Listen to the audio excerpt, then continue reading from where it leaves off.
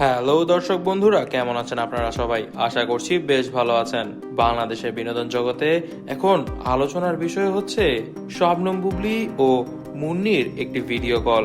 বাংলাদেশের শোবিজ দুনিয়ায় আবারও আলোড়ন সৃষ্টি করেছে এই ঘটনাটি। সম্প্রতি সোশ্যাল মিডিয়ায় একটি 5 মিনিটের ভিডিও কল ব্যাপকভাবে ভাইরাল হয়ে গিয়েছে এবং এই ভিডিও কলটি ছিল সঙ্গীত শিল্পী মুন্নির এবং অভিনেত্রী শবনম বুবলীর। ভিডিওতে দেখা যাচ্ছে সঙ্গীত শিল্পী মুন্নি অভিনেত্রী শবনম বুবলীকে গালমন্দ করছেন। ভিডিও কলের এই উত্তপ্ত মুহূর্তগুলো নিয়ে সোশ্যাল মিডিয়া উত্তাল।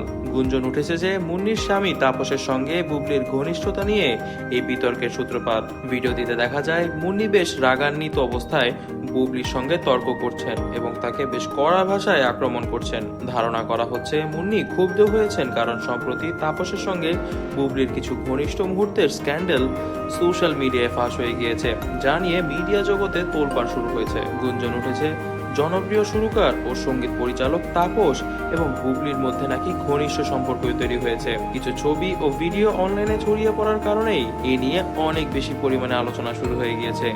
যদিও এখনো এই স্ক্যান্ডালের সূত্রপাত কোথা থেকে হয়েছে তা নিশ্চিত করা যায়নি। তবে মুন্নির এই ক্ষোভ এবং প্রতিক্রিয়া দেখে মনে হচ্ছে যে তাদের এই সম্পর্কের গুজব পারিবারিক জীবনের প্রভাব ফেলেছে। ভিডিও কলটি ভাইরাল হওয়ার পর থেকেই মুন্নি এখনো আনুষ্ঠানিকভাবে কোনো বিবৃতি দেননি, তবে ঘনিষ্ঠ সূত্র থেকে জানা যাচ্ছে তিনি এই ঘটনায় খুবই বিরক্ত।